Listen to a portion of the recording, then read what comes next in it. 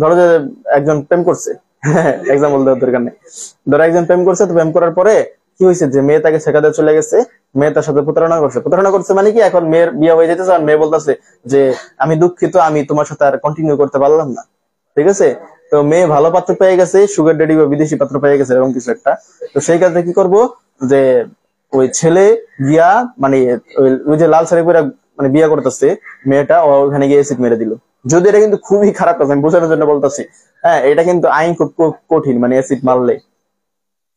তাই বোঝানোর জন্য বলতেছি যে অনেক ক্ষেত্রে আমাদের সমাজে এই কাহিনীগুলা ঘটে, হ্যাঁ, যে কি করে লাল শাড়ি পরা থাকলে ওটাতে অ্যাসিড গিয়া মারে।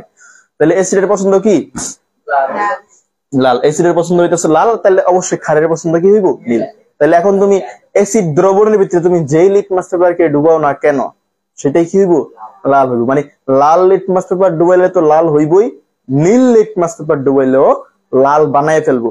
আর ক্ষারের পছন্দ যেহেতু নীল, এই কারণে তুমি লাল লিটমাস পেপার ডুবাইলে নীল বানাইবো, আর নীলের তো নীল বানাই রাখবে, এটা কোনো চেঞ্জ করবো না। তাহলে এই প্রশ্ন বিক্রিয়ার ফলে লবণ ও পানি উৎপন্ন হয়। আর আমরা কিন্তু পিএইচ এর মান সম্পর্কিত তথ্য জানা থাকার কথা। এসিড ও ক্ষারক সম্পর্কিত কথাবার্তা আলোচনা করতে গেলে প্রথমে আমাদের কি আলোচনা করতে হইব? পিএইচ এর মান। যেমন ধরো আমি একটা পিএইচ স্কেল আঁকতে দিতেছি, ধরো এরকম যে এই পিএইচ স্কেলটা যে আমি আঁকলাম, এইখানে ধরো মাঝখানে যে অবস্থানটা সেটা হইতেছে তোমার 7, আর এদিকে ধরো 8, 9, 10, 11, 12, 13, 14, ঠিক আছে। 15, 16 তো আমি গেলাম না, কারণ আমি ওই 15, 16, 17, 18 ওইগুলো আমি পারি না। আমি কত পর্যন্ত শিখছি ছোটকালে? 14 পর্যন্তই শিখছি, হ্যাঁ। তাহলে 6, তারপরে কি 5, তারপরে হচ্ছে 4, তারপরে হচ্ছে 3, তারপরে হচ্ছে 2, তারপরে কত 1। তাহলে এখন বিষয়টা হইতেছে যে এইখানে 7 অবস্থা কি? 7 অবস্থা হইতেছে প্রশম বা নিউট্রালাইজেশন অবস্থা। এই 7 হইতেছে এসিডও না, ক্ষারও না। আর আমরা যত 7-এর থেকে বেশি যত দিকে যাবো তত হইতেছে কি স্যার আমার? ক্ষার। আর আমরা যত ক্ষারের মানে 7-এর থেকে কমবো তত হইব আমার কি? তত বেশি এসিড বা তত বেশি তীব্র এসিড। মানে পিএইচ এর মান যত বেশি কম তত বেশি এসিড, পিএইচ এর মান যত বেশি তত বেশি ক্ষারীয় ধর্ম ওইটাতে প্রকাশ পাইব। ঠিক আছে, তোমাদের চ্যাপ্টার বা তোমাদের বইয়ের ভিতরে লেখা আছে যে পিএইচ নির্ণয়ের একটা সূত্র, পিএইচ সমান সমান minus log of H plus আয়নের ঘনমাত্রা। তোমরা যখন অফলাইনে পড়ছো আমি তোমাদেরকে এগুলা বলছিলাম যে এখানে পিএইচ সমান সমান minus log of H plus আয়নের ঘনমাত্রা। পিওএইচ নির্ণয় সূত্রটা তোমাদের বইয়ে নাই, কিন্তু এটার মতনই অনেকটা। কিরকম স্যার? মাইনাসে লগ অফ ওএইচ মাইনাস আয়নের ঘনমাত্রা। মানে এই সূত্রটা তোমাদের বইয়ে নাই, পিওএইচ এরটা তোমাদের শুধুমাত্র বইয়ে স্যার কোনটা আছে? পিএইচ নির্ণয় সূত্রটা আছে। তবে আমরা যদি পিএইচ নির্ণয় করতে পারি, পিওএইচ কিন্তু আমরা সূত্র ছাড়াও বাইর করতে পারবো। কিভাবে স্যার বাইর করতে পারো? ধরো তোমার, আমি তোমাকে বোঝানোর জন্য দিলাম যে HCl কি? HCl এর ঘনমাত্রা, ঠিক আছে। HCl এর ঘনমাত্রা ধরো আমি বইলা দিলাম তোমাকে যে 0.01, এরকম কিছু একটা বইলা দিলাম। এত কি? এত হইতাছে মোলার, কারণ ঘনমাত্রা কি? মোলার ঘনমাত্রাকে কি দ্বারা প্রকাশ করা হয়? S দ্বারা, সলিবিলিটি। তাহলে আমরা বলতে পারি HCl এর ঘনমাত্রা কমা S, লিখি না যদিও, কমা S সমান সমান কি? 0.01 মোলার। তাহলে এইটা হইতাছে কি? হাইড্রোক্লোরিক অ্যাসিড এর একটা ঘনমাত্রা বা S এর মান। তো আমরা যদি এইখান থেকে HCl বা হাইড্রোক্লোরিক অ্যাসিডের পিএইচ এর মান বাইর করতে চাই, সেই ক্ষেত্রে আমরা এটা কিভাবে বাইর করব? তো আমরা এখানে কি লিখবো স্যার? এই যে ধরো লিখলাম যে পিএইচ সমান সমান minus log of H plus আয়নের ঘনমাত্রা। আমরা কিন্তু বলতাছি, মনে রাখবা, যখন কোনো কিছুকে এখানে আয়নকে থার্ড ব্র্যাকেট দিয়ে আটকাই না হইব, তখন আমরা বুঝুম যে ওই আয়নের ঘনমাত্রাকে ইন্ডিকেট করা হয়। কারণ আয়ন অবস্থায় লেখা মানে কি? জলীয় অবস্থায় লেখা বা গলিত অবস্থায় লেখা। এটা আমরা অষ্টম চ্যাপ্টারে পড়ছিলাম কিনা? গ্যালভানিক কোষ তড়িৎ বিশ্লেষণ কোর্স এখানে তো এইচ প্লাস আছে, আর থার্ড ব্র্যাকেট আটকে না মানে কি? ওটার ঘনমাত্রাকে ইন্ডিকেট করতেছে। তোমাদের এসএসসি লেভেলে জাস্ট একটু মনে রাখলে যথেষ্ট। এটা নিয়ে ইন্টারমিডিয়েট লেভেলে বহুত কথাবার্তা আছে। থার্ড ব্র্যাকেট আটকে না মানে ঘনমাত্রা, প্রেসিডের ঘনমাত্রা, উপরে লবণের ঘনমাত্রা, নিচে এসিডের ঘনমাত্রা, বিশাল কথাবার্তা আছে। ওটা কোন ক্ষেত্রে? আমি তোমাকে যদি একটু বলি যে আসলে এটা কোন ক্ষেত্রে ঘটে। ধরো আমরা যে HCl নিয়ে কাজ করি বা সালফিউরিক অ্যাসিড H2SO4 নিয়ে কাজ করি, এই অ্যাসিড গুলা হইতেছে তোমার তীব্র অ্যাসিড। কি অ্যাসিড স্যার? তীব্র অ্যাসিড। এইখানে আমি যে কথাগুলো কইতেছি এইগুলো সবটা নাই, কিন্তু তোমার এই কথাগুলো জানলে কিন্তু তোমার এই চ্যাপ্টারটা বুঝতে অনেক সুবিধা হবে। এই কথাগুলো কিন্তু আবার এখানে লেখা আছে, তোমাদের বইও লেখা আছে। তীব্র অ্যাসিড কি আর মৃদু অ্যাসিড কি? তাহলে এই যে HCl বা H2SO4 এগুলো হইতেছে তীব্র অ্যাসিড, এগুলো হইতেছে অজৈব অ্যাসিড। হোয়াট অ্যাবাউট অজৈব acid? Inorganic acid. That means যে অ্যাসিড গুলা তোমার মানব দেহে ধরো উৎপাদিত হয় না বা জৈবভাবে উৎপাদিত হইতেছে না। ধরো তোমার কিছু কিছু অ্যাসিড আছে কি যে প্রকৃতিতে প্রকৃতি থেকে ধরো জৈবভাবে উৎপাদিত হইতেছে। ধরো যে কার্বক্সিলিক অ্যাসিড CH3 বলো, এই এরকম একটা অ্যাসিডের নাম কি ইথানোয়িক অ্যাসিড, ঠিক আছে? তো ইথানোয়িক অ্যাসিড, মিথানোয়িক অ্যাসিড, এগুলো হইতেছে তোমার জৈব অ্যাসিড, অর্গানিক অ্যাসিড। এই অ্যাসিড গুলা কিন্তু আমরা যে 11 নম্বর চ্যাপ্টারে পড়ছিলাম, ওই যে নামকরণ গুলা 11 নম্বর চ্যাপ্টারে পড়ছিলাম না, methanoic acid, ethanoic acid, COO group যুক্ত থাকলে কার্বক্সিলিক অ্যাসিড গ্রুপ, ওটাকে বলা হয় নোয়িক অ্যাসিড বা ওইক অ্যাসিড, লাস্টে নামকরণের ক্ষেত্রে যুক্ত করা হয়। তো ওই অ্যাসিড গুলা বেশি তীব্র না, অ্যাসিড গুলা কি বেশি তীব্র না। তো ওই ক্ষেত্রে যদি আমরা পিএইচ এর মান বাইর করতে চাই, ওই পিএইচ এর মানটা কিন্তু আমরা এই সূত্র দ্বারা এত সহজে বাইর করতে পারবো না। আচ্ছা, আমরা এটা একটু বাইর করে দেখাই, তারপর লাইনটা কি, তারপর কইতেছি আমি এই জায়গায় আবার আস্তে আস্তে দেখো। তাহলে minus log of S plus এর ঘনমাত্রা স্যার কত, 0.01। তাহলে তুমি ক্যালকুলেটরে চাপবা, দেখবা ক্যালকুলেটরে মাইনাস লগ অপারেটর আছে, মাইনাস লগ অপারেটর নাই কিন্তু লগ অপারেটর আছে। তো মাইনাস লগ, তারপর 0.01 কত আসছে মান, 2 আসছে, ঠিক আছে? তাহলে এখানে অ্যান্সারটা দেখবা তুমি 2, হ্যাঁ অবশ্যই আছে। মাইনাস চাপবা, তারপর লগ চাপবা, তারপর ব্রেকেট দিয়ে 0.01 চাপবা, দেখবা তোমার 2 আইসা পড়ছে। তার মানে পিএইচ এর মানটা কত আসলো স্যার, 2। আর আমরা কিন্তু দেখছিলাম যে 2 হইতাছে এটা কি অবস্থা, এসিড অবস্থা, এটা তো আমরা জানি। এখন তুমি ধরো যে হাইড্রোক্লোরিক অ্যাসিডটা বাইর না করে তুমি সালফিউরিক অ্যাসিডটা বাইর করতে চাও, তো সেই ক্ষেত্রে তোমার ধরো এরকম লেখা আছে H2SO4 এর ঘনমাত্রা, এইটার ঘনমাত্রা ধরো দেওয়া আছে তোমাকে 0.01 মোলারে আছে। খুব ভালো কথা। তাহলে স্যার এখানে আমরা কি লিখবো, অন্য কিছু থাকতে পারতো, হ্যাঁ, minus log of H plus আয়নের ঘনমাত্রা, এই তো কাহিনী নাকি? তাহলে তুমি বসাইবা, তুমি খুশি মনে, হাসি খুশি মনে বসাইবা মাইনাস লগ অফ 0.01, তুমি খাইবা একটা মারা, তোমার কিন্তু অঙ্ক হবে না। কারণ তুমি যদি H2SO4 আর এই যে HCl কে চিন্তা করো, HCl কে ভাঙলে আমরা কি পাই স্যার, HCl কে বিয়োজিত করলে আমরা পাইতাছি ধরো এখানে H প্লাস আর পাইতাছি Cl মাইনাস। আর তুমি যদি H2SO4 কে ভাঙতে চাইতেছো, তাহলে H2SO4 এটাকে আমরা বিয়োজিত করলে আমরা পাইতাছি H প্লাস এবং SO4 2 মাইনাস। এর সাথে আমরা দেখতে পাইতেছি সমতা করতে গেলে H2 আসে দুইটা, তার মানে সমতা করার লেগে সামনে আমার 2 দিতে হইব। আর এখানে আমার সমতা করার লেগে সামনে 2 কিছু দেওয়ার লাগে না, কারণ H প্লাস কয়টা ছিল স্যার, হাইড্রোজেন কয়টা ছিল, একটা।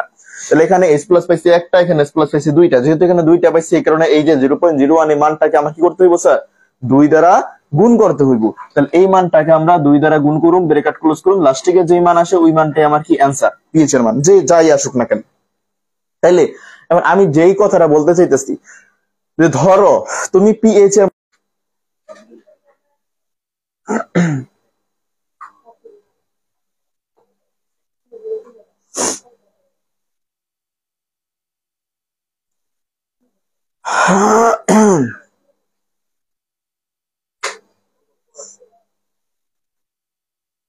আচ্ছা, কল আইসা পড়ছিল, এখন মনে হয় আবার ঠিক হয়ে গেছে, আমি আশা করতেছি, দেখি। হুম, আচ্ছা দেখো, তাহলে আমরা যেটা বলতেছিলাম যে ধরো তোমাকে এখানে পিএইচ এর মান বের করতে বলছো, এখন আবার বলা হয়েছে কি যে পিওএইচ এর মান বের করতে বলা হইলো, কার মান বের করতে বলা হইলো, পিওএইচ এর মান। তাহলে তুমি পিওএইচ এর মান কেমনে বের করবা, ধরো HCl এর তুমি তো পিএইচ এর মান বের করছো কত, 2। এখন পিএইচ আর পিওএইচ মিললে এদের যোগফলের মান হইতেছে কত, 14, কত 14। তুমি একটা সূত্র মনে রাখো যে পিএইচ প্লাস পিওএইচ সমান সমান কত স্যার, 14। এই যে লাস্টে 14টা ধরো। তাহলে এখানে তুমি পিওএইচ এর মান বের করতে চাও, তাহলে পিওএইচ সমান সমান কি লিখবা, 14 মাইনাস পিএইচ। এই বীজগণিত এইটা সাধারণ জিনিসটা আমরা জানি কি জানি না, বীজগণিতটা জানি। তাহলে মানে কি 14 মাইনাস পিএইচ এর মান বের করছি কষ্ট করে 2, তাহলে এখানে আসবে কত, 12। তাহলে আমরা দেখতে পাইলাম কি, আমরা এখানে দেখতে পাইলাম যে পিওএইচ এর মান বাইর হইলো 12। তাহলে আমরা কিন্তু পিওএইচ এর মানটা বাইর করে নিয়ে আসতে পারলাম। এখন আমরা ছোটবেলা থেকে ধরো যে আমরা ধরো 8 থেকে বা নতুন 9 উঠছি, বা অনেকে এর আগেও জানতে পারো যদি কেউ আগে জানার পিপাসা থেকে থাকে, তাহলে আমরা ছোটবেলা থেকে শিখতেছি ধরো যে পিএইচ এর মান যদি স্যার এরকম বাইরা যায় তাহলে বেশি ক্ষারীয় হইব, আর পিএইচ এর মান যদি কমে যায় তাহলে কি হবে, বেশি অ্যাসিডিক হইব। তাহলে স্যার এখানে যে মান বেরিয়েছে 12, তাহলে এটা তো আমার হাইড্রোক্লোরিক অ্যাসিড একটা অ্যাসিড, তাহলে ক্ষারের ভিতরে ঢুকে গেল। আর এটা তো আমরা পিএইচ স্কেল করছি, এটা কি পিওএইচ স্কেল না। তুমি যে এখানে মানটা বাইর করলা এটা কি এর মান, পিওএইচ এর মান, হাইড্রোক্সিল আয়নের ঘনমাত্রা। তো এখন অনেক পোলাপান এটা চিন্তা করে এটাতে এটার সাথে মিলাই, তাহলে কি মিললে হইব, তুমি এটার সাথে মিলাইবা, তুমি তাহলে পিএইচ এর মানটা মিলাও, ওই যে 2 আইছে, এই যে 2 অ্যাসিড, ঠিক আছে? তো ওই উল্টা মিলান আবার মিলানো যাবে না, কথা কি বুঝতে পারছি? আচ্ছা,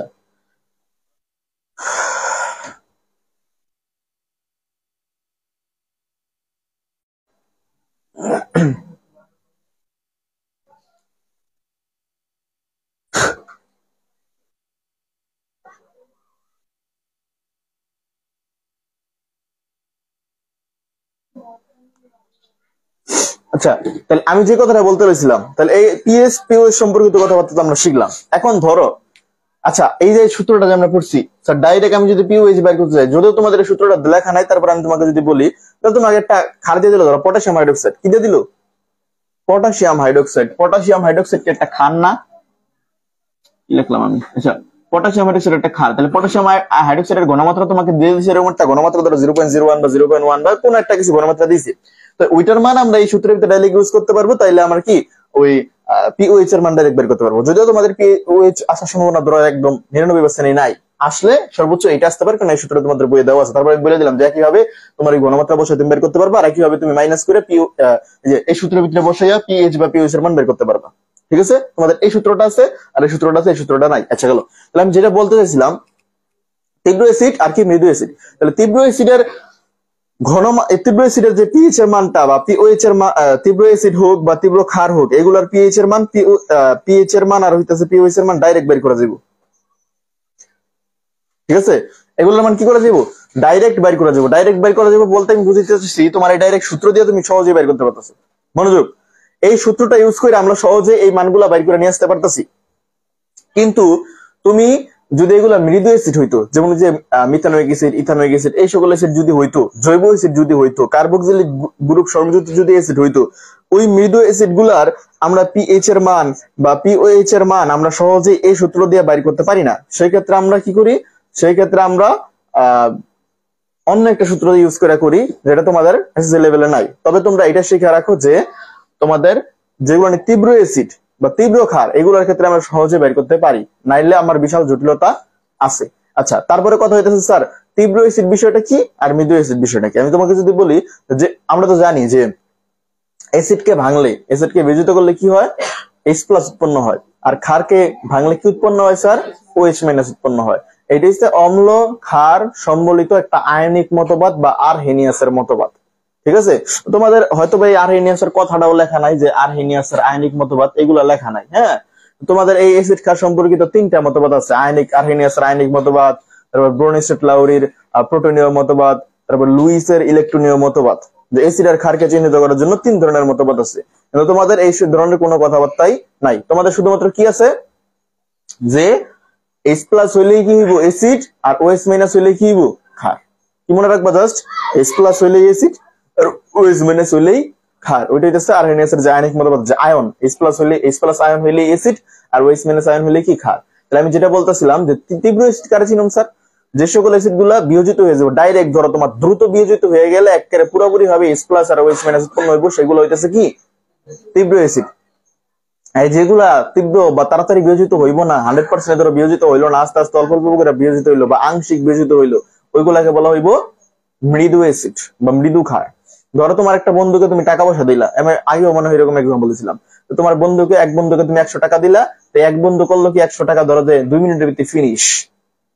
ঠিক আছে, আর আরেক বন্ধুকে তুমি 100 টাকা দিছো, দেখবা যে 5 দিন পর ওর কাছে 90 টাকা রয়ে গেছে, মাত্র 10 টাকা খরচ করছে। ঠিক আছে, 2 টাকা করে একটা চকলেট খাইছে প্রতিদিন। এখন বিষয়টা হইতেছে যে ওই যে বন্ধু একটু একটু করে খাইছে, ওই বন্ধু কি আংশিক বিয়োজিত হয়েছে, ওই বন্ধু তীব্র না, ওই বন্ধু হচ্ছে মৃদু, মৃদু অ্যাসিড বা মৃদু ক্ষার, যেটি হোক না কেন। আর যে বন্ধু ধুমধাম করে বিয়োজিত করে ফেলছে, ওই বন্ধু কি? তীব্র অ্যাসিড বা তীব্র ক্ষার। মানে অ্যাসিড হইলে H+ দান ভাঙ্গিয়া ফেলছে, আর ক্ষার হইলে কি হয়েছে? OH- ভাঙ্গিয়া ফেলছে। ঠিক আছে, তাহলে এগুলো হইতেছে কথা। আর আরো কথা, যেমন তোমার তীব্রর আরো কি নাম আমরা দিতে পারি? তীব্র অ্যাসিডের আর কি নাম দিতে পারি? গাঢ় বা গুরু। এখানে কিন্তু প্যাচ আছে। গাঢ় হইলেই যে তীব্র হইব এমন কোনো কথা না। ঠিক আছে, গাঢ় বা গুরু মানে হইতেছে স্যার ওইটার ভিতরে, কথা বুঝছো, 2টা কথা কিন্তু। একটা হইতেছে তীব্র অ্যাসিড, আর একটা ধরো গাঢ় অ্যাসিড। স্যার এই দুইটার ভিতরে তফাৎটা কি? যদি বলে তীব্র অ্যাসিড, তীব্র অ্যাসিড মানে কি স্যার? এটা তাড়াতাড়ি করে H+ দান করে ফেলবো, ক্লিয়ার। যদি বলে তীব্র ক্ষার, তার মানে এটা তাড়াতাড়ি করে OH- দান করে ফেলবো, খুব ভালো কথা। আর যদি বলে মৃদু অ্যাসিড বা মৃদু ক্ষার, এটা আংশিক ভাবে দান করলো, মানে আংশিক ভাবে বিয়োজিত হইলো। আর যদি বলে লঘু বা গুরু, তাহলে গুরু মানে কি? গুরু বা গাঢ় এক কথা, গুরু মানে বেশি, আর লঘু মানে কি? পাতলা। তাহলে গুরু বা কি বলছি? গাঢ়। গুরু বা গাঢ় জিনিস। তাহলে গুরু বা গাঢ় জিনিস কি? ধরো তুমি 100 মিলি পানি নিলা, 100 মিলি পানিতে তোমার অ্যাসিডের পরিমাণ বেশি আর পানির পরিমাণ কম, তাহলে এটা হইতেছে গাঢ় বা গুরু অ্যাসিড। আর পানির পরিমাণ যদি বেশি হয়ে যায়, অ্যাসিডের পরিমাণ যদি কম হয়ে যায়, তাহলে জিনিসটা পাতলা হয়ে যাবে না? তাহলে পাতলা হয়ে যাবে। তাহলে এটা কি? এটা হইতেছে তোমার লঘু অ্যাসিড। আমার কথা বুঝতে পারছি? তাহলে লঘু অ্যাসিডও হইতে পারে, লঘু ক্ষারও হইতে পারে। তোমার গাঢ় বা গুরু অ্যাসিডও হইতে পারে, গাঢ় বা গুরু ক্ষারও হইতে পারে। তাহলে বুঝতে পারছি? তাহলে গাঢ় বা গুরু মানে কি? ওইখানে পানির পরিমাণ কম, ওই অ্যাসিড বা ক্ষারের পরিমাণটা বেশি। আর লঘু বা পাতলা মানে কি? ওই পাতলা মানে হইতেছে পানির পরিমাণ বেশি টলটল্লা, কিন্তু অ্যাসিড বা ক্ষারের পরিমাণ কম। আর তীব্র আর মৃদু মানে কি? তীব্র মানে হইতেছে ধুম ধারুম করে বিয়োজিত হইতেছে, আর মৃদু মানে কি? আস্তে আস্তে বা আংশিক বিয়োজিত হইতেছে। বুঝতে পারছি? এই কথাগুলোর ভিতরে প্যাচ খাওয়ান যাইব না, এইগুলা কিন্তু তোমাদের এই চ্যাপ্টারের প্রথমে আলোচনা করা ছিল, আর এই সম্পর্কিত কথা মাঝখানে আলোচনা করা ছিল। ঠিক আছে? যে তীব্র অ্যাসিড কি কারণে, মৃদু অ্যাসিড কি কারণে আংশিক বিয়োজিত হয়, এক্সাম্পল গুলো লেখা আছে। তারপরে তোমার আছে যে অ্যাসিডের সাথে কিছু বিক্রিয়া টিক্রিয়া লেখা আছে, অ্যাসিডের রাসায়নিক ধর্মে পানির ভূমিকা, ক্ষারক এবং ক্ষার। আমি সৃজনশীলে চলে যাব। পিএইচ এর ধারণা, গাঢ় আর ওই যে হালকার ভিতরে কথাবার্তা বলছে, পিএইচ এর গুরুত্ব বলছে। তোমার বিভিন্ন পিএইচ দেখবা, তোমার ছকে একটা মান দেওয়া আছে, পাকস্থলী পিএইচ এর মান 1। হ্যাঁ, পাকস্থলীতে কি থাকে স্যার? হাইড্রোক্লোরিক অ্যাসিড থাকে। মানুষের ত্বকের পিএইচ এর মান 4.8 থেকে 5.5, মূত্রের পিএইচ এর মান 6, আমাদের চোখের পানির পিএইচ এর মান 6, রক্তের পিএইচ এর মান 7.43 থেকে 7.45, আমাদের বায়োলজিক্যাল ভাষায় হইতাছে 7.35 থেকে 7.45, কিন্তু আমাদের যেহেতু কেমিস্ট্রির ভাষা এখানে বলছে 7.43 থেকে 7.45, এই কারণে এটাই মনে রাখতে হইব। আর এভারেজ মান হইতেছে রক্তের 7.40। এখন আমাদের এই কেমিস্ট্রি ভাষায় কি মনে রাখতে হবে? 7.43 থেকে 7.45 রক্তের পিএইচ এর মান। অগ্নাশয় রস মানে যেটাকে ইংরেজিতে বলা হয় প্যানক্রিয়াটিক জুস, ওই অগ্নাশয় পাতার মতো যেটা থাকে প্যানক্রিয়াস, প্যানক্রিয়াস থেকে কি উৎপন্ন হয়? প্যানক্রিয়াটিক জুস, অগ্নাশয় রস। এটা পিএইচ এর মান হইতেছে 8.1। এই পিএইচ এর মানগুলো অবশ্যই আমাদের মনে রাখতে হবে, কারণ কোন খান্দা যে এমসিকিউ দ্রুম করে এসে পরে বলা যায় না। তারপরে যে কৃষি ক্ষেত্রে এটা ব্যবহার, জীবদেহে বিভিন্ন জৈব রাসায়নিক বিক্রিয়ার ক্ষেত্রে, প্রসাধনের ক্ষেত্রে, প্রসাধনী মানে কি? বিভিন্ন যে তোমার মেয়েরা সুনু পাউডার মেকআপ টেকআপ ইউজ করে, এখানে কিন্তু অবশ্যই পিএইচ এর গুরুত্ব আছে। হ্যাঁ, যেমন শিশুদের ক্ষেত্রে সব ধরনের তুমি ক্রিম বা ময়েশ্চার মানে কি বলে এটাকে, ময়েশ্চারাইজার না কি যেন একটা বলে, ঠিক আছে? এইগুলা তুমি ইউজ করতে পারবা না, কারণ শিশুদের ত্বকের যে পিএইচ এর মান সেই অনুযায়ী তোমার কি করতে লাগবে? প্রসাধনী সামগ্রী ইউজ করতে লাগবে। যেমন তোমার যে জনসন বেবিদের যে জনসন ক্রিমটা, এরকম একটা কিছু দেয়। কি কারণে দেয়? কারণ ওদের যে পিএইচ এর মানের সাথে সমন্বয় করে জিনিসটা বানানো হয়ে থাকে। তোমরা দেখবা যে কোনো স্নু বা যে কোনো পাউডার বা যে কোনো প্রসাধনী, ওইখানে দেখবা কি ওইখানে পিএইচ এর মান লেখা থাকে। তো ওই প্রসাধনী বলতে ধরো যে যারা আমার মতো, যারা মানে মূর্খ, যারা জানে না, তারা কি জানে যে শুধুমাত্র স্নু। ওই যে ওরা ওরা মনে করে আমার মতো মূর্খ, ঠিক আছে? ওরা হয়েছে বেশি শিক্ষিত। হ্যাঁ, আমরা খালি কি চিনি? পাউডার চিনি আর সুনু চিনি, আর কিছু চিনি না। যদিও এগুলো দেই না, কিন্তু তারপরে মানে এগুলো একটু চিনি। এই যাই হোক, তারপর তোমার ধরো যে বিভিন্ন বিভিন্ন যা কিছু আছে, প্রসাধনী, ভংসং, 14 আনা, এগুলা সবের ভিতরে কি আছে স্যার? পিএইচ এর গুরুত্ব আছে। কারণ পিএইচ মেনটেন করে না করলে ধরো এক খান্দা দিতে আরেক খান্দা পুড়ে যেত, এরকম অবস্থা হইতো। হ্যাঁ, এটা আবার জানি যে কি ক্ষতি হইতো। যাই হোক, তারপর দৈনন্দিন জীবনে প্রশমন বিক্রিয়ার গুরুত্ব, এটা আমি তোমরা যারা অফলাইনে ক্লাস করছিলে তাদেরকে আমি পড়াইছিলাম যে সিরাপের ছবিও তুলে আমি এনে দেখাইছিলাম যে দেখো এখানে কি আছে? Magnesium, magnesium hydroxide, aluminium hydroxide এগুলো আছে। তাহলে ম্যাগনেসিয়াম হাইড্রোক্সাইড, অ্যালুমিনিয়াম হাইড্রোক্সাইড এগুলো কি ক্ষার? এই ম্যাগনেসিয়াম হাইড্রোক্সাইড, অ্যালুমিনিয়াম হাইড্রোক্সাইড এগুলো কি ক্ষার? এই যে ধরো ম্যাগনেসিয়াম, এই যে ম্যাগনেসিয়াম হাইড্রোক্সাইড লেখা হয়েছে, হয় না? এই যে 2 ঘুষি ওরে মারছে। অ্যালুমিনিয়াম হাইড্রোক্সাইড, এখানে কত ঘুষি মারবো? 3 ঘুষি মারবো পাশাপাশি। পাশাপাশি কিছু দরকার নাই, হাইড্রোক্সাইডের ঘুষি তো এক। তাহলে ম্যাগনেসিয়াম হাইড্রোক্সাইড, অ্যালুমিনিয়াম হাইড্রোক্সাইড, এইখানে এই যে এইগুলা যে লিখলাম, এগুলো হইতেছে আমাদের একটা ক্ষার। তাহলে ক্ষারগুলা কি হিসেবে বানায়? যে সিরাপ হিসেবে, যে magnesium hydroxide, aluminium hydroxide, Simi থেকে আরেকটা গ্রুপ ঢুকায়, তাই তিনটা কম্বাইন করে তোমার একটা কি বানায়? সিরাপ বানায়, গ্যাস্ট্রিকের সিরাপ। তো তোমরা কি করতে পারবা? এখন থেকে গ্যাস্ট্রিকের সিরাপ বানায় খাইতে পারবা, কিন্তু এগুলো পাইবা কই? ঠিক আছে, এই কথা বুঝো। তাহলে এইগুলা গ্যাস্ট্রিকের সিরাপ গুলা খাইলে আমাদের কি হয়? গ্যাস্ট্রিকের সিরাপ গুলা খাইলে আমাদের পেটের ভিতরে যে অ্যাসিডটা জমে, অ্যাসিডটার সাথে বিক্রিয়া কইরা, অ্যাসিডের ক্ষার বিক্রিয়া কইরা লবণ পানি উৎপন্ন করে ফেলে। ওইটা আমাদের জন্য যে গ্যাস্ট্রিকের যে ব্যথা বা প্রদাহ আছে, ওইটা কি হয়ে যায়? ওইটা হইতাছে, এক কথা মনোযোগ, ওইটা হইতাছে তোমার প্রশমিত হইয়াও তোমার ওই ব্যথাটা থাকে না। আর আরেকটা বিষয় হইতেছে যে তোমার যাদের আলসারের সমস্যা হয়ে যাচ্ছে, তাদের কিন্তু আবার এইরকম সাধারণ গ্যাস্ট্রিকের সিরাপে কাজ হয় না, আমি বলছিলাম আগে। কারণ ওই ক্ষেত্রে তোমার আলসার মানে কি? ওই তোমার ইয়ের ভিতরে, পাকস্থলীর ভিতরে তোমার ঘা সৃষ্টি হয়ে যায়। তখন যখন ঘাটা সৃষ্টি হয়ে যায়, তখন ঘাটা তার গ্যাস্ট্রিকের সিরাপে কাজ দেবে না। তোমার অ্যাসিডিটি সৃষ্টি হইলে তুমি খার খাইলা, তোমার কাম হয়ে গেল গা। যখন ওইখানে ঘা হয়ে গেছে, তখন তুমি আর এরকম সাধারণ সিরাপে কাজ হইব না। ঠিক আছে। তো এই বিষয়টা হইতেছে তোমার যে প্রশমন বিক্রিয়া বা পরিপাকে যে কাজটা হয়েছে এটা ক্ষার বিক্রিয়া করে লবণ পরিবর্তন করে তোমার অ্যাসিডিটির ব্যথা কমাই দিল। তারপর দাঁতের যত্নে যেমন আমরা দাঁত ব্রাশ করলে আমরা যে পেস্টটা ইউজ করি, এই পেস্ট হইতেছে ক্ষার জাতীয় জিনিস, আমাদের দাঁতের ভিতরে অ্যাসিডিক জিনিস লাগিয়ে থাকে। ধরো দাঁত ব্রাশ করলে কি হয়, তখন অ্যাসিডের ক্ষার বিক্রিয়া করে ওইটাকে তোমার অ্যাসিডকে প্রশমিত করে, ফলে দাঁতের এনামেল যে ক্ষয় হয়ে যেত, ওই এনামেলটা ক্ষয় কি হয়ে যায়, রক্ষা পায়। তারপরে কৃষিক্ষেত্রে বিভিন্ন ওই যে মাটি অম্লীয় হয়ে যায়, মাটি যদি অম্লীয় হয়ে যায় তখন এটা মাটির উর্বরতা বৃদ্ধি করতে হবে, চুন প্রয়োগ করা হয়। ধরো তোমার যে মাছ, এটা হয়তো বা তোমাদের এখানে লেখা নাই, মাছের পুকুরে দেখবা তোমার চুন মারে, চুন একটা কি ক্ষার জাতীয় জিনিস, ওই অ্যাসিডের ক্ষার সমতা রক্ষা করতে জিনিসটা করা হয়। তারপর লবণের কথাবার্তা আছে, অ্যাসিড বৃষ্টির কথাবার্তা আছে, অ্যাসিড বৃষ্টি কি কারণে হয়, তোমার বৃষ্টির পানিতে অ্যাসিডের পরিমাণ যদি বাইরে যায়, বৃষ্টির পানি কিন্তু একটা পিএইচ এর মান আছে, তোমাদের দেওয়া নাই। তো পিএইচ এর মান যদি স্বাভাবিক মাত্রা থেকে অতিক্রম করে তখন ওইটাকে বলা হইতেছে অ্যাসিড বৃষ্টি। পানির ক্ষরতা নিয়ে আলোচনা আছে, স্থায়ী ক্ষরতা, অস্থায়ী ক্ষরতা। আমার মনে হয় যে এই জিনিসগুলো তোমাদের পারা জরুরি রিডিং করলেই, ঠিক আছে। তারপরে ক্ষরতা দূরীকরণের পদ্ধতি, পানি দূষণ নিয়ন্ত্রণ, পানি দূষণ সাধারণ বিজ্ঞানের মতো বিশুদ্ধতার পরীক্ষা টরীক্ষা আছে। আর এই যে এইগুলা কথা খুবই গুরুত্বপূর্ণ। বিওডি আর একটা কি সিওডি। তাহলে বিওডি মানে কি বায়োলজিক্যাল অক্সিজেন ডিমান্ড, সিওডি মানে কি কেমিক্যাল অক্সিজেন ডিমান্ড। কোনটা ভালো? একটাও ভালো না। আমার কথা বুঝাতে পারছি? মানে কোন পানিতে বিওডির মান যত বেশি সেই পানি তত বেশি দূষিত, আবার কোন পানিতে সিওডির মান যত বেশি সেই পানি তত বেশি দূষিত। তার মানে কি, মানে বিওডি এবং সিওডি দুইটাই কি খারাপ, দুইটা যদি বাইরে যায় তার মানে দুইটার ক্ষেত্রেই পানি দূষিত বলে গণ্য হবে। এই পুনরূপটা খুবই গুরুত্বপূর্ণ। বায়োলজিক্যাল অক্সিজেন ডিমান্ড আর একটা সিওডির ক্ষেত্রে কি কেমিক্যাল অক্সিজেন ডিমান্ড। পুনরূপটা খুবই গুরুত্বপূর্ণ, বানান করে লাগবে, হ্যাঁ। তারপর যেমন তোমার যে পানি বিশুদ্ধকরণের কথা বলছে, ফুটাইনা বা থিতানো বা যে ছাকন পদ্ধতিতে, ওই যে আমরা ন্যাপথলিন ইউজ করে করি, বা ছাকন পদ্ধতিতে তোমার কি করা যায়, পানিকে জীবাণুমুক্ত করা যাইতে পারে। এখন আমার দাও টেস্ট পেপার আনছে গো। আচ্ছা, এটা রাখো, বাইর করে কাছে রাখতে থাকো। আর একজন আমাকে একটা প্রশ্ন করছিল, দেখি প্রশ্নের আনসার গুলা কি এমসিকিউ নাকি জানিয়ে দিয়েছিল।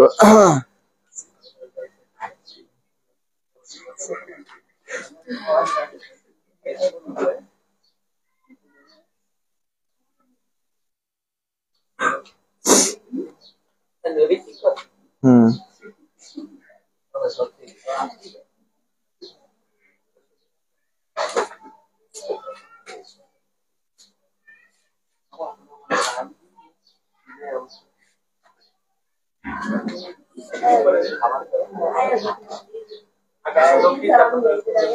এত কথা হইতেছে কেন?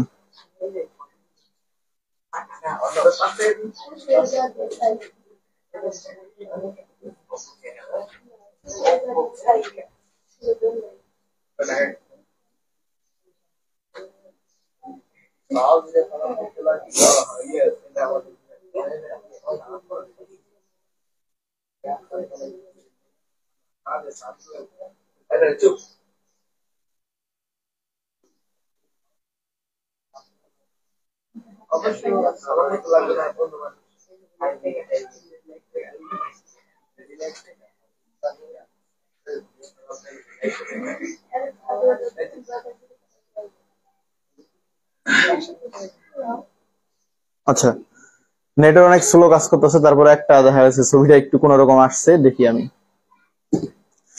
এখানে বলছে যে নিচের কোন যৌগে পোলারিটি বিদ্যমান।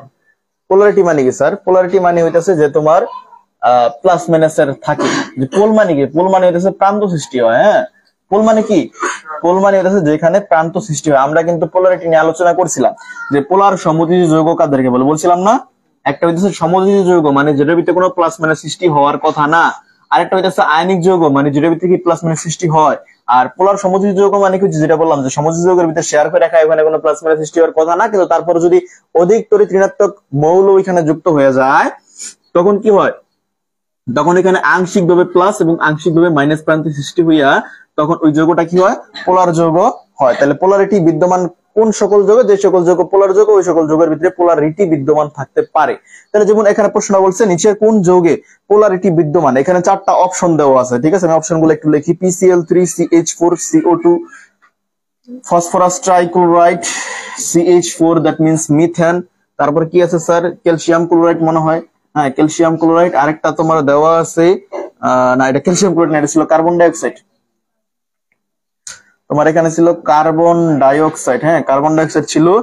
আরেকটা ছিল হইতেছে তোমার CH3OH, এই বলো তো CH3OH এটার নাম কি? এটার নাম কি? এত সময় লাগে? এখানে কয় কার্বন আছে? এক কার্বন। এক কার্বন হলে কি হয়? মিথ। এক কার্বন মানে কি? মিথ। মিথ ইজ প্রোবিউট পেন্টহেক্স এরকম পড়েছিলাম না? একটা হচ্ছে কার্বনের নাম্বারাইজেশন, আরেকটা হইতেছে কি জাস্ট 1 2 3 4, যেমন মনোডাই ট্রাইটেট্রা, ওইগুলো হচ্ছে 1 2 3 4 আমরা ছোট ক্লাসে যেরকম শিখছিলাম। আর কার্বনের নামকরণগুলো কি? মিথ ইজ প্রোবিউট। এই রিভিশন দিবে, দেখবে আমার যে চ্যানেল দেওয়া আছে তোমার 4টা ভিডিও, যদি নামকরণ ভুলে যায় থাকো। মিথানোইক অ্যাসিড ছাগল, এটা হচ্ছে মিথ। আর এখানে আছে OH, OH মানে হইতেছে নল, নল গ্রুপ যুক্ত। COOH গ্রুপ যুক্ত থাকলে সেটা নইক অ্যাসিড হইতো। তাহলে হচ্ছে মিথানল, এটার নাম কি? মিথানল। তাহলে মিথ আর OH গ্রুপ যুক্ত, তাহলে এটার নাম কি? মিথানল। যাই হোক, তাহলে এখন কথা হইতেছে এই চারটার ভিতরে কোনটা সার্কুলার যৌগ হইব? এই যে এইটা, এই মিথানলটা। কি কারণে? কারণ তুমি একটু খেয়াল করো, এখানে যে OH মূলকটা বা OH গ্রুপটা যে যুক্ত, OH এর ভিতরে কি আছে? মানে অক্সিজেন আছে এবং হাইড্রোজেন আছে। তাহলে অক্সিজেনের তড়িৎ ঋণাত্মকতার মানটা বেশি, হাইড্রোজেনের তড়িৎ ঋণাত্মকতার মানটা কম। ঠিক আছে? তাহলে এখানে আমরা যদি দেখি যে দুইটার পোলার যৌগের মানের পার্থক্য, যদি মানে তড়িৎ ঋণাত্মকতার মানের পার্থক্য দেখতে গেলে, যেটা 1.5 0.5 থেকে 1.5 এর রেঞ্জের ভিতরে পড়ে যাব। হ্যাঁ, যেমন আমি বলছিলাম যে কার্বন, নাইট্রোজেন, অক্সিজেন, তারপরে কি ফ্লোরিন 2.5 3.0 3.5 4.0, আড়াই 3 3.5 4 এরকম বলছিলাম। তাহলে অক্সিজেনের তড়িৎ ঋণাত্মক মান হচ্ছে 3.5 আর হাইড্রোজেনের হইতেছে কত? 2.1। তাহলে আমরা যদি একটা মাইনাস করি, দেখো 3.5 থেকে 2.1 যদি মাইনাস করি থাকতেছে 1.4। তাহলে এই রেঞ্জটা কিন্তু 0.5 থেকে 1.5 এই রেঞ্জের ভিতরে পড়ে যায় তড়িৎ ঋণাত্মকতার পার্থক্যের মান। আমি যখন পোলার যৌগ বলছিলাম তখন এগুলো আরো বলছিলাম। তাহলে যেহেতু এটা পড়ে যায় তার মানে এটা কি পোলার যৌগ। তাহলে কোনটা পোলার যৌগ? স্যার এই যেটা। আর এগুলো কেন হইলো না? ফসফরাস ট্রাইক্লোরাইড, CH4 এগুলো হইতেছে তোমার এটা তো ডাইরেক্ট ইলেকট্রন দান করে, এটাও সমযোজী, এগুলো কিন্তু সমযোজী যৌগ, কিন্তু এগুলো পোলার যৌগ না। ঠিক আছে? তাহলে এইটা হইতেছে প্রান্ত সৃষ্টি হইতেছে আংশিকভাবে প্লাস মাইনাস সৃষ্টি হইতেছে, তাহলে এটা পোলার যৌগ। আর কি কি আছে লাইভে কোনো সমস্যা কিনা একটু দেখো। তারপর তোমার আছে যে তাপ প্রয়োগে কোন পদার্থটি ব্যতিক্রম ধর্ম প্রদর্শন করে। আচ্ছা, এটা পরে একটু দেখাই। তারপর হচ্ছে কোন যৌগটি পানিতে অদ্রবণীয়। আর আছে হইতেছে, আচ্ছা দেখাই সিরিয়ালে যাই, সমস্যা নেই। তাপ প্রয়োগে কোন পদার্থটি ব্যতিক্রম প্রদর্শন করে। একটা আছে ম্যাগনেসিয়াম ক্লোরাইড, ক্যালসিয়াম ক্লোরাইড, আর হইতেছে তোমার জিঙ্ক ক্লোরাইড, আর হইতেছে অ্যালুমিনিয়াম ক্লোরাইড। তাহলে এখানে অ্যালুমিনিয়াম ক্লোরাইড, এই তথ্যটা মনে রাখতে হবে যে অ্যালুমিনিয়াম ক্লোরাইড হইতেছে সাধারণ অবস্থায় কি অবস্থা থাকে? এগুলো হইতেছে আয়নিক অবস্থা থাকে। অ্যালুমিনিয়াম ক্লোরাইড বোঝো নাই? AlCl3, অ্যালুমিনিয়ামের ঘুষে ক্লোরিনকে 3টা মারছে। তাহলে অ্যালুমিনিয়াম ক্লোরাইড সাধারণ অবস্থা কি অবস্থায়? আয়নিক অবস্থা থাকে। আর যখন এটা আমরা তাপ প্রদান করি তখন আয়নিক অবস্থা ভেঙে সমযোজী অবস্থা প্রদর্শন করে, Al2Cl6 হয়ে যায়। মানে অ্যালুমিনিয়াম ডাবল হয়, ক্লোরিনও ডাবল হয়ে যায়। তো এইটা কি স্বাভাবিক অবস্থার থেকে ব্যতিক্রম ঘটে তাপ প্রয়োগে। তারপরে কোন যৌগটি পানিতে অদ্রবণীয়? হ্যাঁ, অদ্রবণীয় মানে কি? পানিতে মিক্স খায় না। তার মানে কি স্যার? যেটার ভিতরে প্লাস মাইনাস নাই, মিক্স খায় না, এরকম কোন একটা প্রশ্ন। তাহলে আমরা দেখেছি silver nitrate, calcium chloride, zinc sulphate, barium sulphate. এখানে সবাই পানিতে মিক্স খায়, কিন্তু তোমার যে বেরিয়াম সালফেট যেটা আছে একটু পানিতে কম মিক্স খায়। তুমি বাকিগুলো যদি দেখো যে zinc sulphate, zinc 2 plus SO4 2 minus, calcium chloride, calcium 2 plus Cl minus, আর silver nitrate, silver plus NO3 minus, আর যে বেরিয়াম সালফেট ওইটার ভিতরে তোমার প্লাস মাইনাস সৃষ্টি হইলেও ওইটাতে দেখা যায় কি যে ওইটা পানিতে এত বেশি মিক্স খায় না। যেহেতু পানিতে তত বেশি মিক্স খায় না, পানিতে দ্রবণের পরিমাণ কম, তার মানে এটাকে অদ্রবণীয় হিসেবে বিবেচনা করা যেতে পারে। বুঝতে পারছি? এটার আনসার কি? Barium sulphate. তারপরে তোমার একটা এমসিকিউ ছিল যে কোন বিক্রিয়াটিতে ইলেকট্রনের স্থানান্তর ঘটে। ইলেকট্রনের স্থানান্তর মানে কি স্যার? কোন বিক্রিয়া? জারণ বিজারণ বিক্রিয়া। এটা আমরা জানি না সবাই? জানি। তাহলে ইলেকট্রনের স্থানান্তর মানে জারণ বিজারণ বিক্রিয়া। তার মানে এখানে যে তোমার অপশন গুলো আছে, অপশনের ভিতরে যেটা তোমার ইলেকট্রনের স্থানান্তর ঘটবো, মানে জারণ মান পরিবর্তন হইব, ওইটাই আমার ইলেকট্রন স্থানান্তর ঘটছে হিসেবে বলা যায়। আমরা কিন্তু জারণ বিজারণ বিক্রিয়ার টপিক এগুলো খুব ভালো করে পড়ছিলাম। তারপরে আমি এমসিকিউটা দেখো, তোমার যে অ্যানসারটাই বেশি একটু লেখা দেখে, এটা এমনিও বুঝে যাইতেছে, আমি বাকিগুলো লেখলে তোমরা বুঝতে পারবা। যেটা দেখবা তোমার একটু সেপারেট ভাবে লেখা আছে 4টা অপশনের ভিতরে, আমি তোমাদেরকে এই এমসিকিউ ছবিগুলো দিয়ে দেবো না গ্রুপে, সমস্যা নেই। ঠিক আছে? তো এই ধরো তোমার সেপারেট ভাবে বলতে কি, ধরো এখানে লেখা আছে ক্যালসিয়াম। ক্যালসিয়াম কি একলা আছে? একলা থাকলে কি এটা জারণ মান 0 পড়াইছিলাম না? তারপর 2HCl মানে দুইটা হাইড্রোক্লোরিক অ্যাসিড, এখানে তোমার সমান চিহ্ন দিছে ক্যালসিয়াম ক্লোরাইড, আর হইতেছে তোমার কি হাইড্রোজেন গ্যাস H2। একটু খেয়াল করো এখানে স্যার সমান চিহ্ন কি কারণে দিছে? এখানে কি এরো চিহ্ন দিতে পারতো না? পারতো। মানে সমান চিহ্ন দেওয়া বুঝেছি স্যার, এটা কি করা আছে? সমতা করা আছে। যখন তোমার কোন একটা বিক্রিয়া সমতা করা থাকবে তখন সমান চিহ্ন দিতে পারবো আমরা চাইলে এখানে এরো চিহ্ন ইউজ করতে পারতাম, কিন্তু কখনো এরো চিহ্ন ইউজ করা মানে এটা সমতা করা থাকতেও পারে, নাও থাকতে পারে। আমার কথা কি বুঝতে পারতেছি? কিন্তু সমান চিহ্ন দেওয়া মানে এটা কি সমতা করা আছে। তাহলে যাই হোক, সমতা করা আছে, ভালো কথা, খুব ভালো। তাহলে ক্যালসিয়ামের এখানে জারণ মান কত? 0। একলা আছে মানে জারণ মান 0। এখানে ক্যালসিয়ামের জারণ মান কত? +2। একের সহজে বুঝে যাইতেছে, কারণ আমরা জানি টোটাল যোগের জারণ মান হইতেছে কত স্যার? 0। তাহলে দুইটা কোলিনের -2, একটা কোলিনের -1 হইলে তাহলে দুইটা কোলিনের -2, তাহলে -2 সাথে কত দিলে তোমার 0 হবে? +2। বা এমনি বোঝা যায় ক্যালসিয়ামের 20 দুইটা দান করে 18 মতো নিয়নের মতো এই আর্গনের মতো হয়। ঠিক আছে, তাহলে 2+, ক্যালসিয়ামের কি 2+। আবার ইলেকট্রন বিন্যাস থেকে বোঝা যায়, আমি শর্টকাটটা কইলাম। তাহলে আবার কি হাইড্রোজেনেরটা এখানে কত স্যার?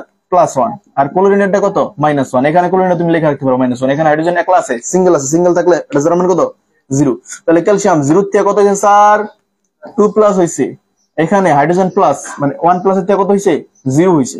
তো ক্লোরিনের জারণ মান চেঞ্জ হয় না হোক, সমস্যা নাই, কিন্তু এখানে ক্যালসিয়াম এবং হাইড্রোজেনের ক্ষেত্রে কিছু একটা ঘটছে, মানে ইলেকট্রনের আদান প্রদান ঘটছে। তার মানে এটা একটা কি, এই বিক্রিয়াটা হইতেছে তোমার একটা ইলেকট্রন আদান প্রদান বিক্রিয়া, বা ইলেকট্রন চেঞ্জেবল বিক্রিয়া, বা জারণ মান পরিবর্তন বিক্রিয়া, বা জারণ বিজারণ বিক্রিয়া, বা রেডক্স বিক্রিয়া।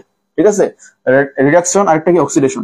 দেখো এখানে আমরা যদি দেখি যে ক্যালসিয়াম থেকে কি হয়েছিল, ক্যালসিয়াম থেকে ক্যালসিয়াম 2+ হয়েছিল, এটাকে নিউট্রালাইজেশন করতে গেলে কে ভালো অবস্থায় আছে? ওই ভালো অবস্থায় আছে। এই কারণে এখানে দুইটা ইলেকট্রন খাওয়াবো, আমরা আলোচনা করছিলাম আগে, এই কারণে আমি খুব দ্রুত বলার চেষ্টা করতেছি। তারপরে কি, এখানে ধরো ক্লোরিন মাইনাস, এই ক্লোরিন মাইনাস থেকে কি হয়েছিল? শুধুমাত্র এখানে কি ছিল? Chlorine minus, sorry chlorine minus কোনো চেঞ্জ হয় নাই নাকি? ক্লোরিন মাইনাস থেকে ক্লোরিন মাইনাস হয়েছিল, তোমার চেঞ্জ হয়েছিল হাইড্রোজেন প্লাস। তাহলে এই হাইড্রোজেন প্লাস থেকে এখানে গিয়ে শুধুমাত্র হাইড্রোজেন হয়েছিল। তাহলে এই যে শুধুমাত্র হাইড্রোজেন হইলো, তুমি একটু খেয়াল করো এখানে ভালো অবস্থা আছে কেটা? এই যে S+, ওই প্লাস অবস্থা ভালো অবস্থা আছে। কয়টা ভালো অবস্থা আছে? একটা। এলে একটা ইলেকট্রন খাওয়াইছি। এখন আমি যদি এই ইলেকট্রন দুইটা কাটতে যাই, তাহলে এখানে আছে দুইটা ইলেকট্রন, এখানে আছে একটা ইলেকট্রন, কাটতে পারুম না। এটা কারণে টোটালটাকে আমি করুম 2 দ্বারা গুণ মারুম। তাহলে এখানে কি হবে? এখানে 2 দ্বারা গুণ, এখানে 2 দ্বারা গুণ, এখানে 2 দ্বারা গুণ। বা তুমি এইভাবে বুঝতে পারো, কিভাবে বুঝতে পারো? এখানে ধরো H2 হইছে, তার মানে দুইটা হাইড্রোজেন লাগবে। ঠিক আছে, তার মানে তখন তুমি এটা কাটতে পারো, বিক্রিয়া করে লাস্টিকে তোমার এরকম উৎপন্ন হইতেছে। মানে মেইন কথা কি? মেইন কথা হচ্ছে এখানে ইলেকট্রনের তোমার দান হইছে, গ্রহণ হইছে, এই ইলেকট্রন দান গ্রহণ আদান প্রদান হইছে। তার মানে এই বিক্রিয়ার ভিতরে জারণ বিজারণ বিক্রিয়া করছে, জারণোদ্ধ বিক্রিয়া, বিজারণোদ্ধ বিক্রিয়া। ওই জারণ মান কমছে, বিজারণ মান জারণ মান বাড়ছে, জারণ মান কমছে, এরকম কথাবার্তা। হ্যাঁ, আচ্ছা, তো এখন একটা টেস্ট বাদ দাও।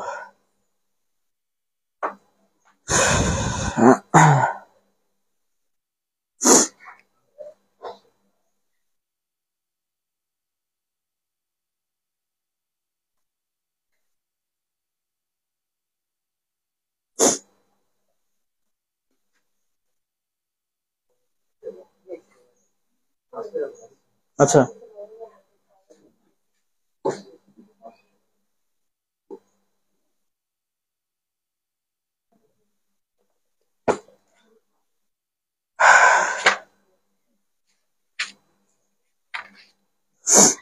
আমি তোমাদেরকে বলছিলাম যে এই চ্যাপ্টার গুলা, যেমন অ্যাসিড কার্ভ, সমতা, বা এর পরবর্তী চ্যাপ্টার গুলা তোমরা একটু কি করতে পারো? এই মনোযোগ, তোমরা একটু অপশনে রাখতে পারো, মানে প্রস্তুতি এনে রাখতে পারো, যাতে তোমাদের যাতে এমসিকিউ লেখা তোমরা না বাদ দাও, বা তোমরা সৃজনশীল যাতে পূর্ণাঙ্গ রূপে অ্যান্সার করে আসতে পারো। কিন্তু তোমরা বেশি গুরুত্ব দিবা কি 1 থেকে 8 চ্যাপ্টার, 1 থেকে 8 এই 8টা চ্যাপ্টার খেয়ে ফেলবে, তাতেই তোমরা 4 থেকে 5টা সৃজনশীল অ্যান্সার করতে পারবা। আর পাশাপাশি তুমি যদি এক্সট্রা যদি পড়তে চাও, তাহলে তুমি পড়বা হইতেছে ধরো যে 12 নম্বর চ্যাপ্টার। ঠিক আছে, 12 নম্বর চ্যাপ্টার যে মুখস্থ যে টপিক গুলা, মুখস্থ মানে ওখানে টুকটাক বোঝানোর আছে, আমি বুঝাবো যতটুকু বোঝানো যায়, কয়েকবার বিক্রিয়া গুলো লেখলে তোমার হয়ে যাবো। তার মানে 12 নম্বর চ্যাপ্টার আর কি 1 থেকে 8 চ্যাপ্টার। এই 8টা আর ওখানে কয়টা? একটা। এই টোটাল কয়টা? 9টা চ্যাপ্টার আছে। কয়টা? 12টা। 12 থেকে 9টা তুমি বাদ দিলা কোনটা? ধরো 9 নম্বর চ্যাপ্টার, 10 নম্বর চ্যাপ্টার, 11 নম্বর চ্যাপ্টার। এখান থেকে প্রশ্ন আইবো না? অবশ্যই এখান থেকে প্রশ্ন আসবে। এই চ্যাপ্টার গুলো অবশ্যই গুরুত্বপূর্ণ বেশি। তোমার আমি কিভাবে সাজেশন দিচ্ছি তোমাকে? সহজ এবং কম অনুভূতি, মানে সহজে হইতে হবে যাতে আমার কম অনুভব, এরকম ভাবে আমি কথা বলছি। এখন তুমি যদি 9, 10, 11 একদম বাদ দাও, তাহলে তোমার ভেজাল, মানে এমসিকিউ আসবে এখান থেকে। আবার কেমিস্ট্রিতে অবশ্যই কম্বাইন করে বা মিলাই প্রশ্ন আসে, তখন তোমার যে ক বা খ হিসা বললো ওইখান থেকে, তখন তুমি অ্যান্সার গুলো দিতে পারলো না। এখানে একদম সাধারণ কিছু বেসিক কথাবার্তা থাকে, এই কথাবার্তা গুলো তুমি যদি নাই জানো, তাহলে তুমি কম্বাইন প্রশ্ন আসলে কখনো অ্যান্সার করতে পারবে না, পারবা ফুল মার্কস দিতে পারবা না। ঠিক আছে, ধরো তুমি 5টা সৃজনশীল অ্যান্সার করলা, তারপর দেখা গেছে তুমি 45, 46, 48, 47, 44 এরকমের অ্যান্সার হইব, এই যে কখন তুমি পারো নাই কোনো। ঠিক আছে, এই কারণে সবগুলাই পড়তে দিব, তবে ওই চ্যাপ্টার গুলাকে একটু বেশি গুরুত্ব দেওয়া পড়তে হবে, মানে 1 থেকে 8 এবং পাশাপাশি 12 নম্বর চ্যাপ্টার। হ্যাঁ, পড়তে দিব সবই, ওগুলো একটু বেশি গুরুত্ব দিতে হইব। তুমি খেয়াল করলে মানে তুমি যে শেয়ার করলেও দেখবা যে 8 চ্যাপ্টার 9 চ্যাপ্টার মিলিয়ে প্রশ্ন এসে পড়ছে। ঠিক আছে, মিলাই দিলে কিন্তু প্রশ্নগুলো আসে। 2 নম্বর চ্যাপ্টারের প্রশ্ন এসে পড়ছে মিলাইয়া।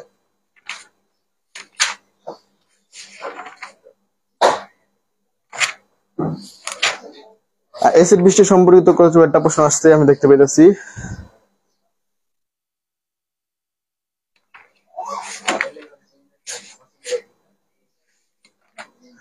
তোমাদের পূর্ববর্তী শর্ট সিলেবাস গুলোতে এই চ্যাপ্টারটা ছিল না, ঠিক আছে?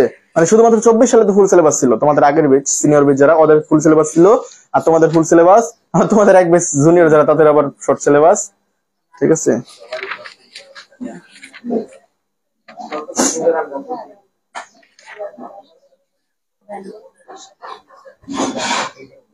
আবার আরো কিছু কথাবার্তা আমার মিস্টেক হয়ে গেছে এখানে প্রশ্ন থেকে মনে পড়তেছে। যেমন তোমার অ্যাসিডের পছন্দ কি? লাল, আর ক্ষারের পছন্দ নীল। আমি বলছিলাম যে তোমার একটা গল্পের মতো বলছিলাম যে লাল শাড়ি কি তোমার ধরো যে একজন প্রেম করছে, এক্সাম্পল দেওয়ার দরকার নেই।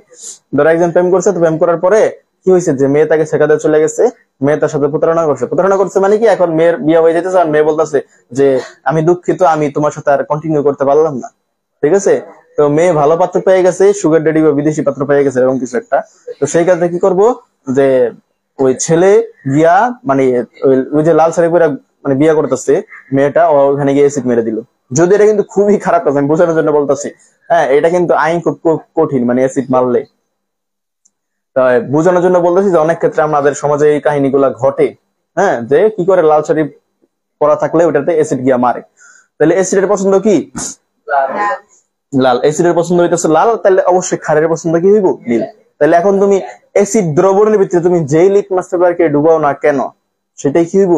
লাল হইব। মানে লাল লিটমাস পেপার ডুবাইলে তো লাল হইবই, নীল লিটমাস পেপার ডুবাইলেও লাল বানায় ফেলবো। আর ক্ষারের পছন্দ যেহেতু নীল, এই কারণে তুমি লাল লিটমাস পেপার ডুবাইলে নীল বানাইবো, আর নীলের তো নীল বানাই রাখবে, এটা কোনো চেঞ্জ করবো না। তাহলে তোমার যে পিএইচ মানে যে কি বলে এটাকে লিটমাস পেপার, মানে লিটমাস পেপার যে পরীক্ষা, লিটমাস পেপার হইতেছে জাস্ট একটা ইন্ডিকেটর, মানে যেটার মাধ্যমে ইন্ডিকেট করা হয় বা চিহ্নিত করা হয় যে কোনটা অ্যাসিড বা কোনটা ক্ষার, মানে কোন দ্রবণটা অ্যাসিড কোন দ্রবণটা ক্ষার, এটাকে চিহ্নিত করা যাইতে পারে। এটা এমসিকিউ আসে অনেক ক্ষেত্রে।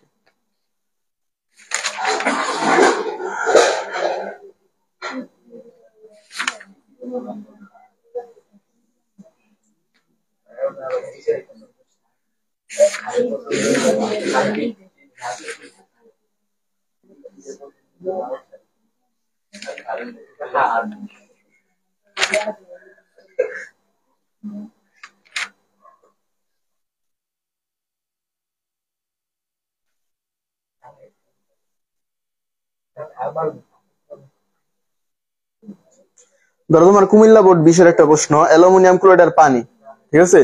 এই অ্যালুমিনিয়াম ক্লোরাইড আর পানি উৎপন্ন মানে পানি বিক্রিয়া করছে, এখান থেকে এক্স আর ওয়াই উৎপন্ন হয়েছে, যেখানে তোমার এক্স এর কিছু লেখা নেই কিন্তু ওয়াই এর ভিতরে ব্রেকেট দিয়া অম্ল লেখা রাখছে। হ্যাঁ, এখন তোমাকে ওই যে যেমন ক নাম্বার বলছিল প্রতীক কাকে বলে, আগের চ্যাপ্টারে পড়া, যে কোন মৌলকে ইংরেজি বা ল্যাটিন নামের সংকেতের রূপকে কি বলা হইতেছে? প্রতীক বলতেছে। তবে সেলাই করার সূচকে নারিকেল তেলে ডুবাই রাখা হয় কেন? যাতে করে জম না পড়ে যায়, বাতাসের অক্সিজেন জলীয়বাষ্পের সংস্পর্শে আইসে এটা যাতে জম না পড়ে যায়, এই কারণে তোমরা এখানে ব্যাখ্যাটা পড়ে নিবা। তারপরে উদ্দীপকের বিক্রিয়াটি কোন ধরনের, ঠিক আছে? উদ্দীপকের বিক্রিয়াটি কোন ধরনের, এটা হইতেছে তোমার যে অদক্ষেপ পড়ে যায়, এই কারণে এটা একটা অদক্ষেপ বক্রিয়া। আমি যদি বিক্রিয়াটা করে দেখাই, ধরো অ্যালুমিনিয়াম ক্লোরাইড আর হইতেছে পানির বিক্রিয়া করছে। হ্যাঁ, এই মনোযোগ, এখানে বিক্রিয়া করছে তোমার aluminium chloride AlCl3, aluminium chloride আর হইতেছে পানি। তাহলে অ্যালুমিনিয়াম ক্লোরাইড আর পানি বিক্রিয়া করে উৎপন্ন করছে অ্যালুমিনিয়াম হাইড্রোক্সাইড। এই মনোযোগ, এই বিক্রিয়াটার মেকানিজম কি হবে আমি এটা একটু মিশালই।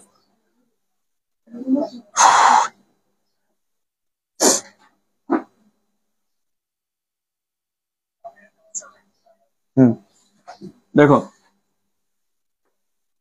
এখানে আমরা যদি চিন্তা করি যে আমরা তো এই বিক্রিয়াটা করব, খুব ভালো কথা, কিন্তু বিক্রিয়াটা করার আগে মনে মনে আমরা চিন্তা করবো, স্যার অ্যালুমিনিয়াম ক্লোরাইড কে ভাঙলে আমরা জানি কি কি পাই, একটা পাই Al3+ আর একটা পাই Cl-। আমার কথাটা একটু বুঝো। আবার ধরো যে পানিকে ভাঙলে আমরা স্যার কি কি পাই, আমরা পাই H+ আর পাই হইতেছে OH-। আমার কথা বুঝতে পারছি?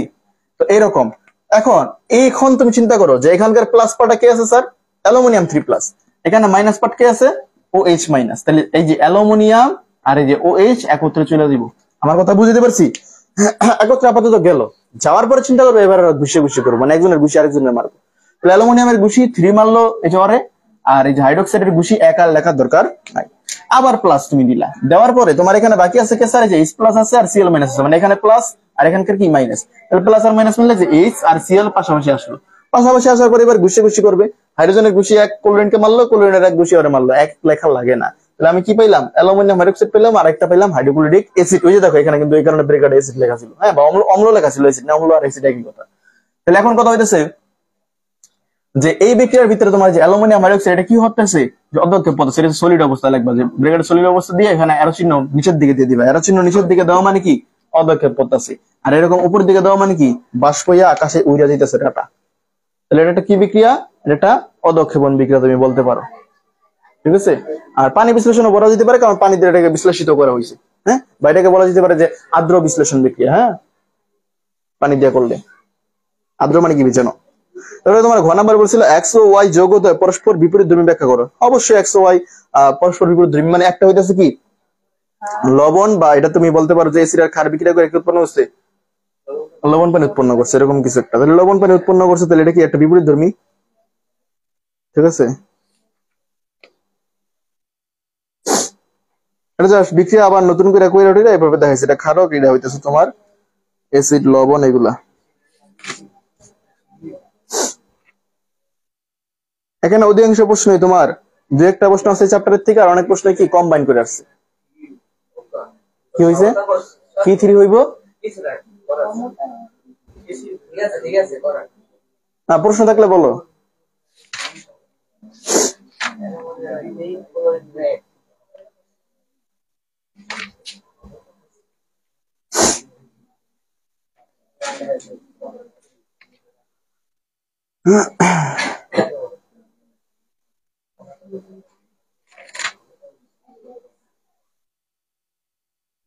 তোমার দিনাজপুর বোর্ড 19-এর একটা প্রশ্ন, ঠিক আছে। এই দিনাজপুর বোর্ড 19-এর একটা প্রশ্ন, এখানে তোমার ক নাম্বার বলছিল দহন বিক্রিয়া কাকে বলে, খ নাম্বার সালফার পরিবর্তনশীল যোজনী প্রদর্শন করে, সালফার 2/6, হ্যাঁ, ঈশ্বর মাইরা মাইরা হন্ডে নীতি করে ব্যাখ্যা বিশ্লেষণ করা যায়।